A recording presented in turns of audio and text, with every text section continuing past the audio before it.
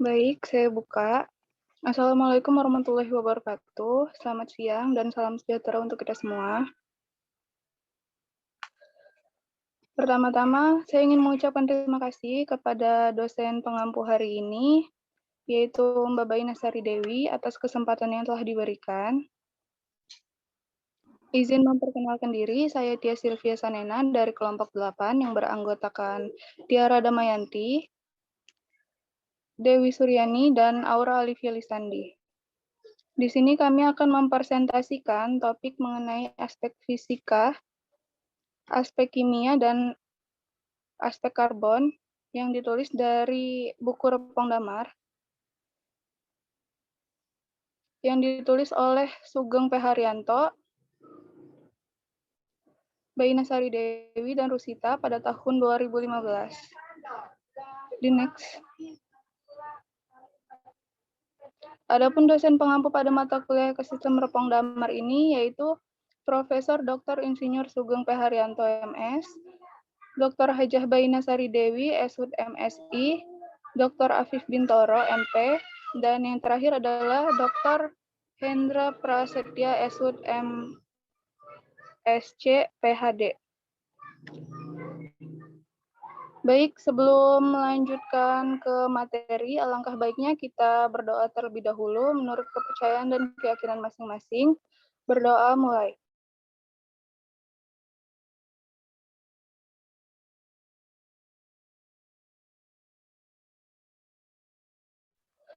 Berdoa selesai. Baik, kita lanjutkan ke materi. Maaf untuk PPT-nya bisa digeser. Adapun pokok bahasan yang akan dibahas di sini yaitu aspek fisika, aspek kimia, dan aspek karbon. Untuk pemaparan materi selanjutnya akan disampaikan oleh Saudari Tiara kepada Saudari Tiara. Waktu dan tempat dipersilahkan. Baik, terima kasih kepada moderator. Di sini saya akan memaparkan mengenai aspek fisik.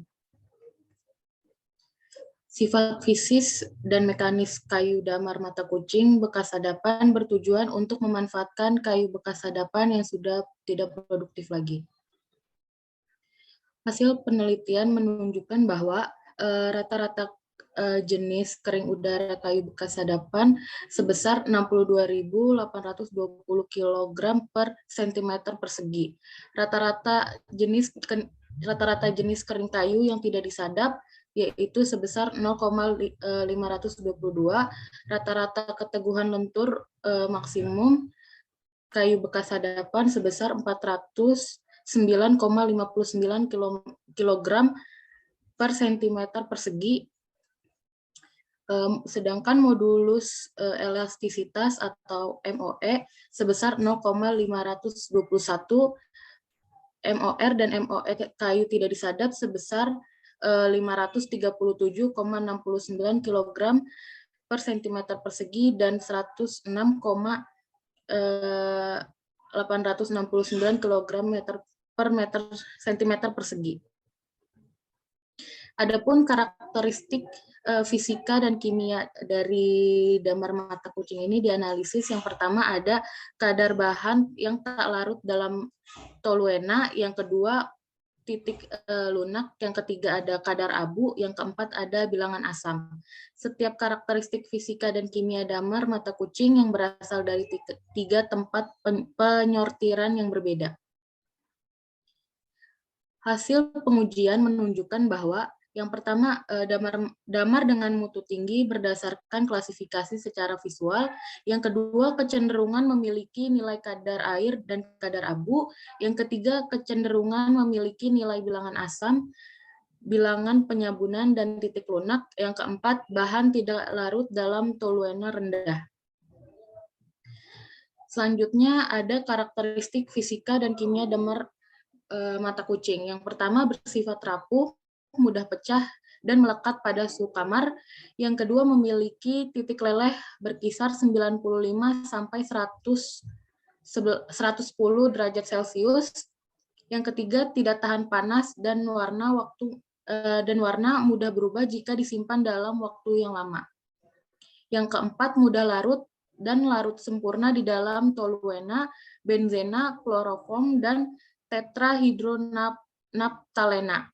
Yang kelima ada namun sukar larut di dalam karbon disulfida, eter kerosin, dan larutan alkali.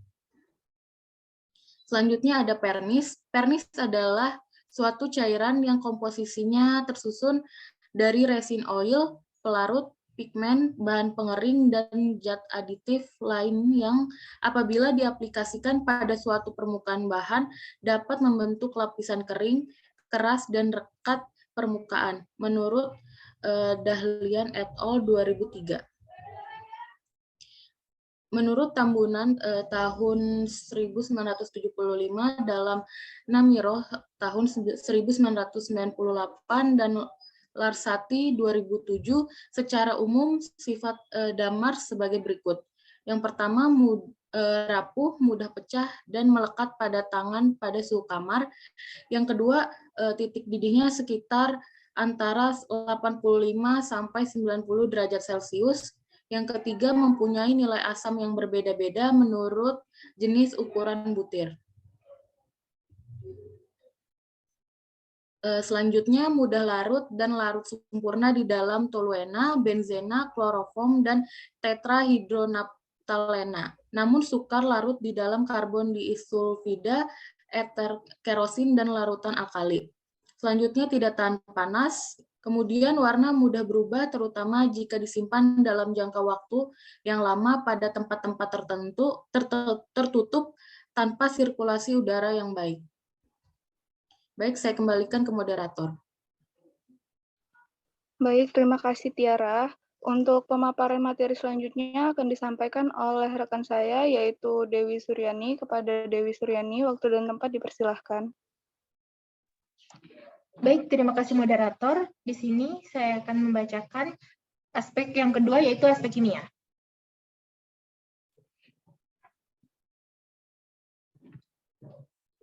Tujuan mengidentifikasi senyawa kimia dalam damar mata kucing itu ada dua, yaitu yang pertama melakukan karakterisasi gugus fungsi menggunakan spektrofotometer inframerah, dan yang kedua yaitu identifikasi komponen menggunakan pirolisis GC/ms.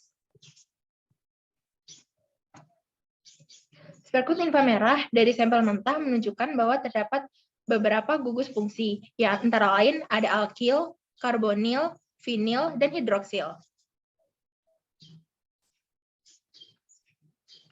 Identifikasi dengan pirolisis GC/ms menunjukkan bahwa damar mengandung paling sedikit ada 67 senyawa. Senyawa kimia tersebut terbagi dalam 4 golongan, yaitu hidrokarbon tetrasiklik, yaitu mempunyai 30 senyawa, 49,57%, pentasiklik mempunyai 3 senyawa, 2,56%, senyawa C15 ada 11 senyawa, 17,09%, dan golongan lain-lain memiliki 23 senyawa dengan 18,26%.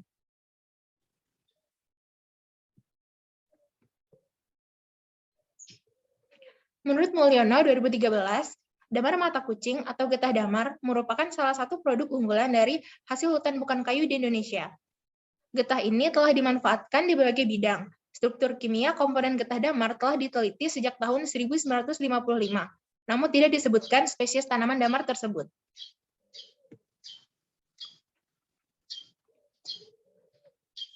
Pemakaian damar dalam emulsi dapat meminimumkan perbedaan densitas droplet dan fase air, sehingga tidak terjadi pemisah antara fase air dan fase minyak, menurut Mulyono dan Aprianto 2004. Pemanfaat getah damar dalam industri, yaitu ada memiliki 6 manfaat. Yang pertama sebagai weighting agent, yang kedua sumber minyak atsiri, yang ketiga substitusi triasil gliserol, yang keempat sebagai tepung, yang kelima sebagai sumber lemak, dan yang keenam sebagai penguat kayu. Resin damar merupakan bahan semi-solid berasal dari kulit kayu famili Diptocarpaceae.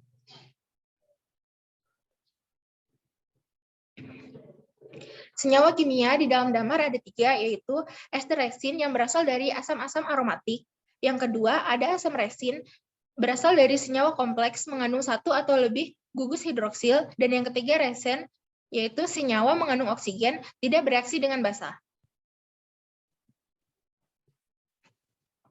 Komponen utama variasi genetik, yaitu ada kekeragaman genetik atau jumlah variasi genetik. Yang kedua ada diferensiasi genetik atau penyebaran variasi genetik antar populasi. Dan yang ketiga jarak genetik, yaitu jumlah variasi genetik di antara populasi. Cukup yang saya sampaikan, saya kembalikan kepada moderator. Baik, terima kasih Dewi. Untuk pemaparan materi terakhir akan disampaikan oleh rekan saya, yaitu Aura, kepada Saudari Aura. Waktu dan tempat dipersilahkan. Baik, terima kasih moderator. Yang selanjutnya saya akan memaparkan mengenai aspek karbon.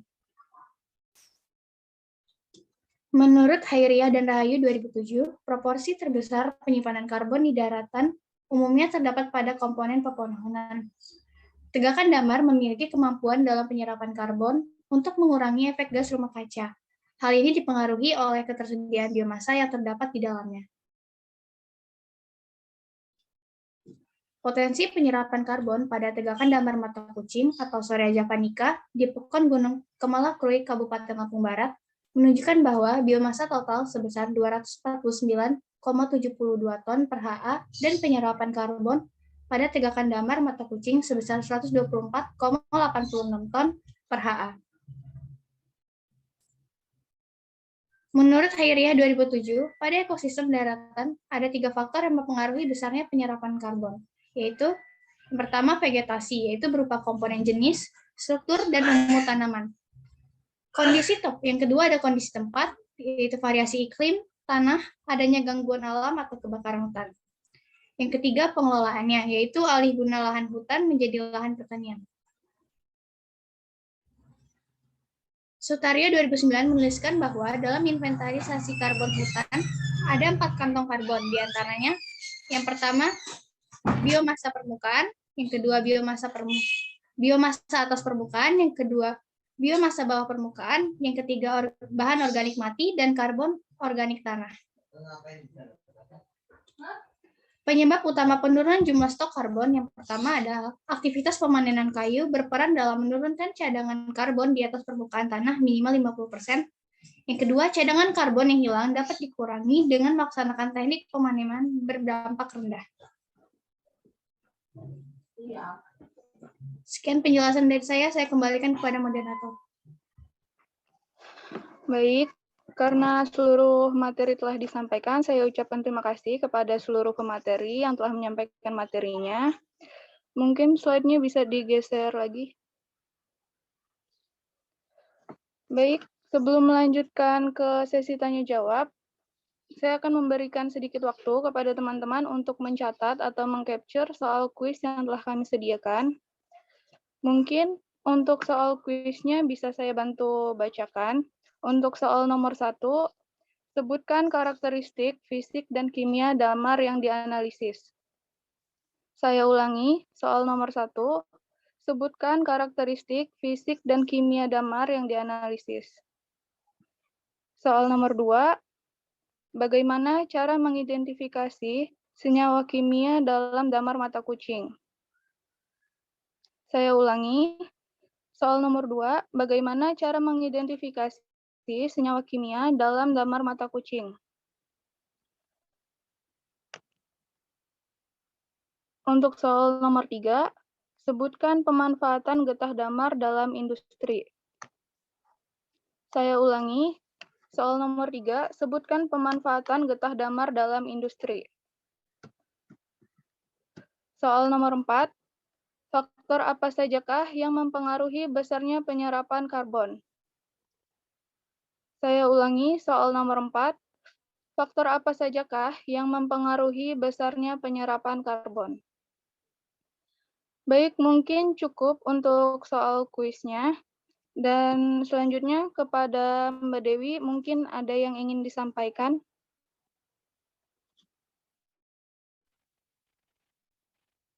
Ya baik, terima kasih atas presentasi dari teman-teman di kelompok 8 ya.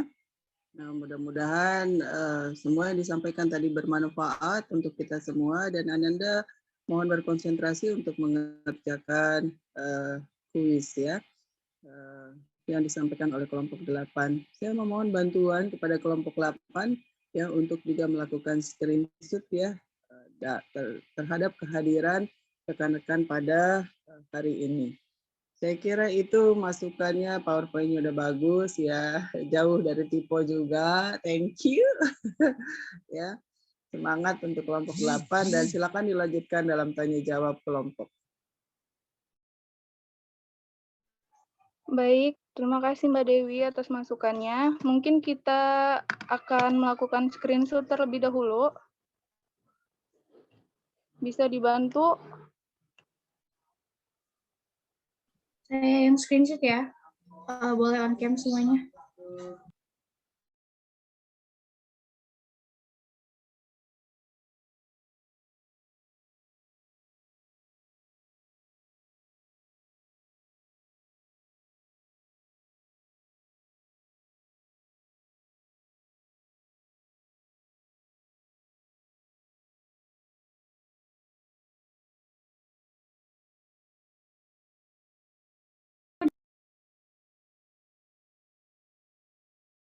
Apa sudah siap semuanya? Untuk Mbak Dewi.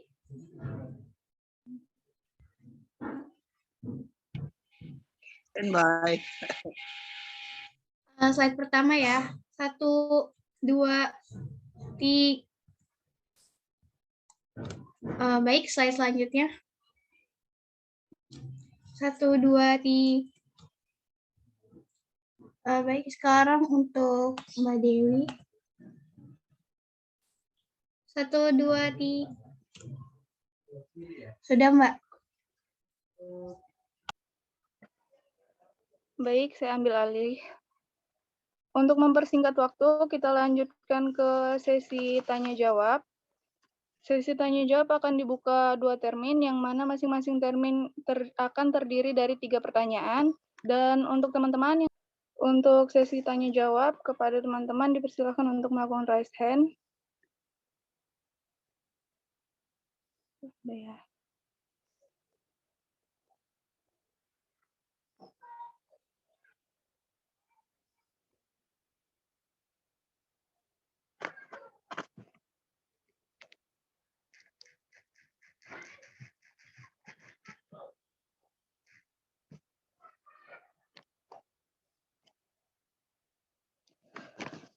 Baik, untuk termin pertama kepada Saudari Nadila, waktu dan tempat dipersilahkan.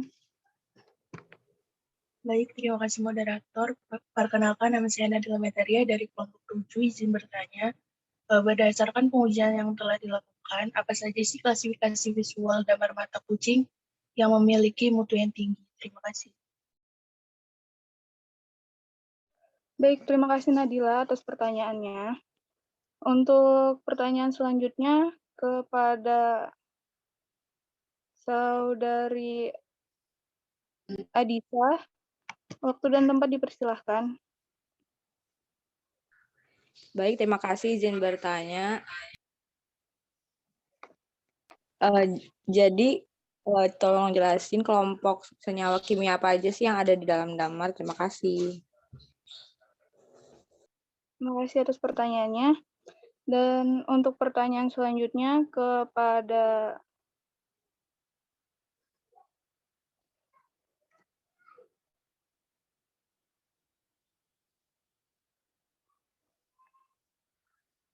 mungkin bisa kepada Vina Puspita Dewi. Kepada Vina Puspita Dewi, waktu dan tempat dipersilahkan.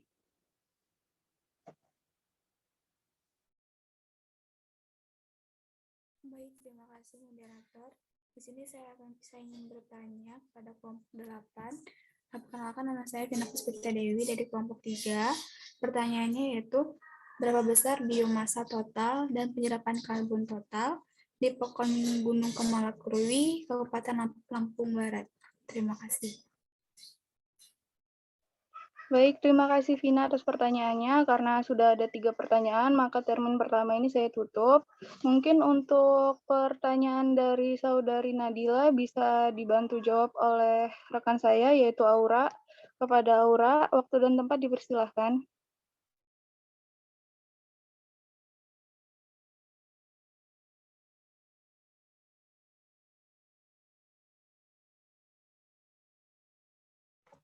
Baik, terima kasih moderator. Di sini saya akan menjawab pertanyaan dari Nadila.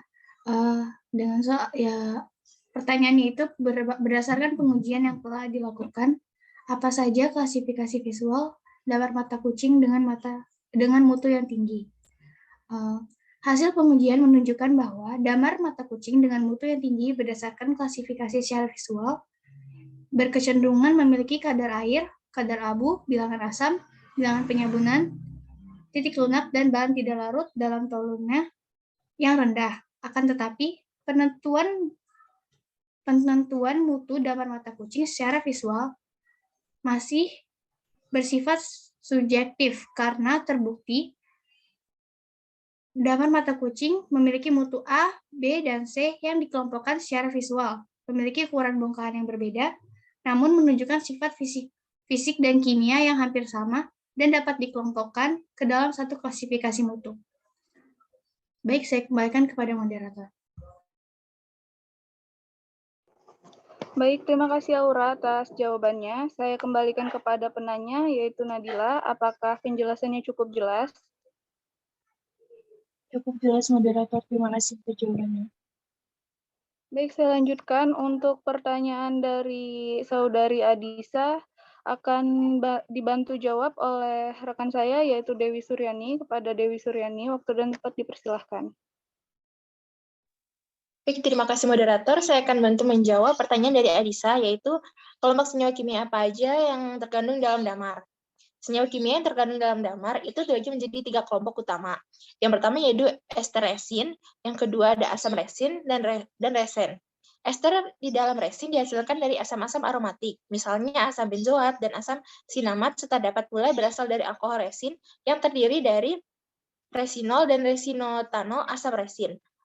Asam resin merupakan senyawa kompleks yang mengandung 1 atau lebih gugus hidroksil, sedangkan resen adalah senyawa yang mengandung oksigen, tidak bereaksi dengan basa, dan bukan merupakan alkohol ester.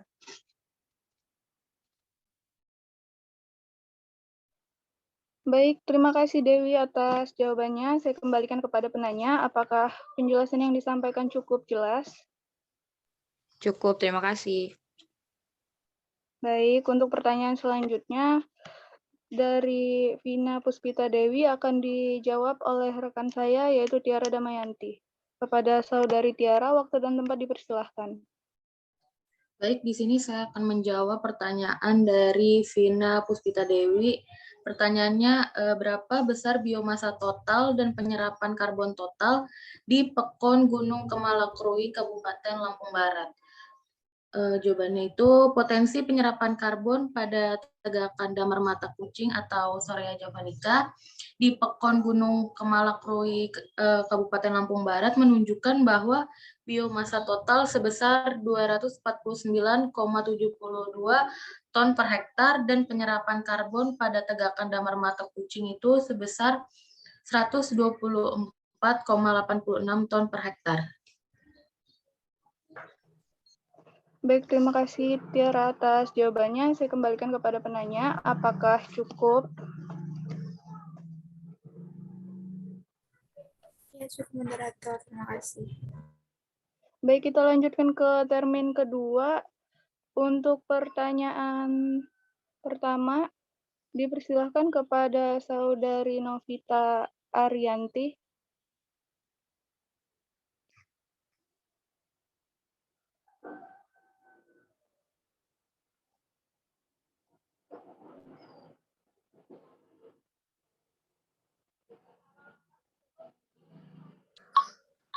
Baik, izin bertanya moderator. Sebelumnya mohon maaf buat namanya belum diganti. Perkenalkan, nama saya Anastia Munikasari. Izin bertanya, berdasarkan aspek fisiknya, apa sajakah sifat umum dari damar? Terima kasih. Baik, terima kasih Anastia atas pertanyaannya. Untuk pertanyaan selanjutnya, dipersilahkan kepada Saudari Alvina. Waktu dan tempat dipersilahkan. Baik, terima kasih moderator. Saya Alvina dari kelompok 1 di sini izin bertanya. Di Repong Damar itu kan banyak variasi pohon ya. Itu bagaimana variasi antar pohon itu bisa terjadi dan apa saja kategori variasi di pohon hutan alam? Terima kasih. Baik, terima kasih Alvina atas pertanyaannya. Untuk pertanyaan terakhir, dipersilahkan kepada Widya Dara untuk bertanya.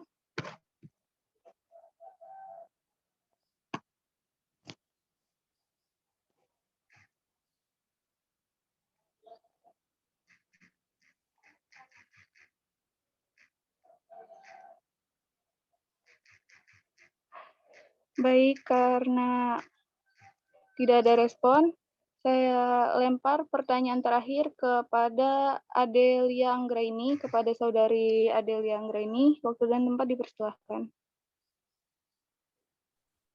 Baik, terima kasih moderator atas kesempatannya. Di sini saya ingin bertanya mengenai bagaimana cara memperbaiki sifat fisik dan sifat kimia dari damar itu sendiri. Terima kasih. Baik, terima kasih atas pertanyaannya, Del. Karena sudah ada 3 pertanyaan pada termin kedua ini, maka termin kedua ini akan saya tutup. Dan untuk pertanyaan dari Adel, mungkin akan saya jawab terlebih dahulu. Pertanyaan yang diajukan tadi adalah bagaimana cara memperbaiki sifat fisik dan kimia dari damar. Cara memperbaiki sifat fisik dan kimia dari damar itu bisa dilakukan dengan pemurnian secara fisik maupun pemurnian dengan kombinasi, yaitu mengombinasikannya dengan bahan pelarut dan bahan pemucat. Nah, biasanya damar yang dihasilkan dari kombinasi dari pemurnian kombinasi ini ditentukan oleh jenis pelarut dan bahan pemucat yang digunakan. Mungkin itu saja. Saya kembalikan kepada penanya. Apakah cukup jelas? Ya, cukup jelas, terima kasih.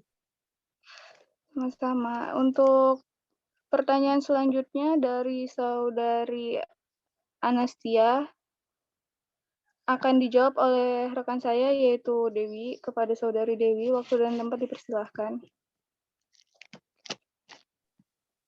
Baik, terima kasih moderator. Saya akan menjawab pertanyaan dari Anastasia, yaitu berdasarkan aspek fisiknya apa saja sifat umum dari damar. Damar umumnya bersifat rapuh, mudah pecah, dan melekat pada suhu kamar. Memiliki titik leleh berkisar 95–110 derajat Celcius, tidak tahan panas, dan warna mudah berubah jika disimpan dalam waktu yang lama pada tempat tertutup tanpa sirkulasi udara yang baik. Cukup, moderator. Baik, terima kasih Dewi atas jawabannya. Saya kembalikan kepada penanya, apakah penjelasan yang disampaikan sudah cukup jelas?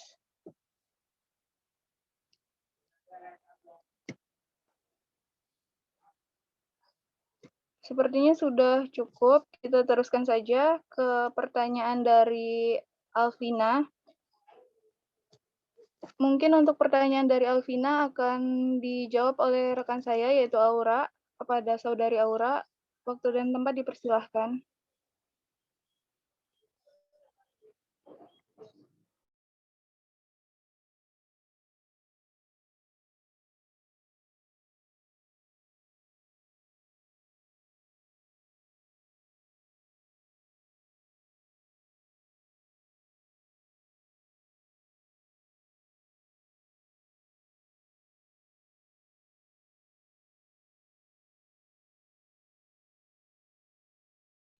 Baik, terima kasih moderator. Di sini saya akan menjawab pertanyaan dari Alvina, yaitu bagaimana variasi antar pohon bisa terjadi dan apa saja kategori variasi pohon di hutan alam.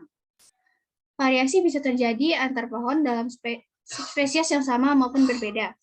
Variasi di hutan alam dapat dikategorikan variasi geografik, variasi lokasi dalam provenance, variasi tegakan dalam lokasi, variasi individu pohon dalam tegakan, dan variasi dalam pohon. Namun demikian, tidak semua variasi dapat dijelaskan menurut variasi dalam lingkungan. Disinilah genetika berperan, dan dalam keadaan lingkungan yang seragam, pada umumnya masih terdapat variasi antar individu pohon. Penyebab variasi ini adalah inherent, yaitu karena perbedaan genetik yang dapat diwariskan oleh induk ke keturunannya. Saya kembalikan kepada moderator. Baik, terima kasih Aura atas jawabannya. Saya kembalikan kepada penanya, kepada Alvina, apakah jawaban yang disampaikan cukup jelas? Sudah cukup jelas, moderator. Terima kasih. Baik, karena seluruh pertanyaan pada tiap termin telah terjawab, itu artinya sesi tanya jawab telah berakhir. Saya ucapkan terima kasih kepada Mbak Baina Sari Dewi dan teman-teman yang telah hadir dan telah berpartisipasi hari ini. Sebelum saya tutup, alangkah baiknya kita berdoa terlebih dahulu menurut kepercayaan dan keyakinan masing-masing. Berdoa mulai.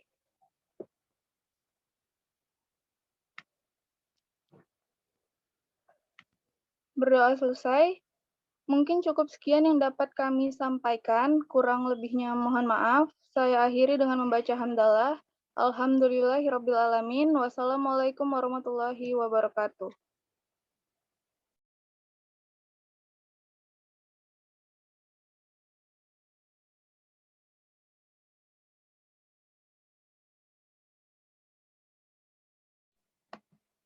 Mungkin kepada Mbak Dewi bisa diambil alih.